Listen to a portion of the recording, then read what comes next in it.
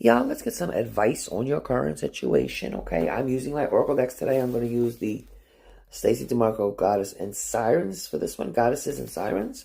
And then we're using Labradoodle for clarification. And the Oracle card we have, and I hope I'm saying this right, is Katesh. And it says pleasure. I don't like that glare. I don't know how to fix it, but there you go. Is that a beautiful card? This card, pleasure, saying that pleasure should be made a priority. Actively seek it. Don't forget what makes you happy. Recognize that over time, we are much less effective in our emotional or public lives if we do not experience regular doses of pleasure.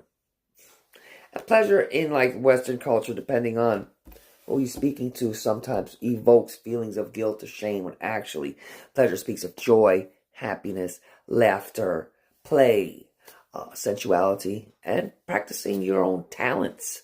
Doing something like this.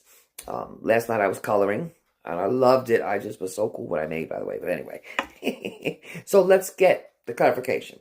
We have the Ten of Wands, the Eight of Wands, the Tower, the Page of Swords, the Three of Cups. Listen, we have the Tower right in the middle. And, when you're talking about pleasure, you're just talking about having a little bit of happiness in your life on an everyday basis.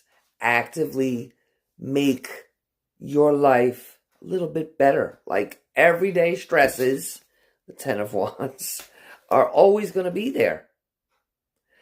And with the Tower, you can burn out.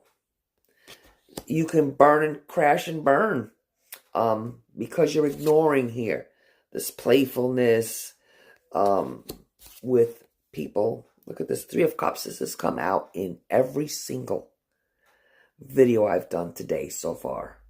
The Three of Cups talks about kinship, friendship, joy, happiness, being with people, or putting yourself in situations that are going to make you happy, right? And what I like to practice is saying to myself when I wake up, something wonderful is going to happen today. And I take that attitude with me. Now, I work with the public. I'm a barista. So you can imagine the customers or the guests that we get. And when things start going south, as far as I'm concerned, with just their attitudes and things like that, I start thinking of positive things in my head and just keep smiling. And honestly, it works. It gives you that little bit of happiness, and you don't let tension or anything just ruin your mood.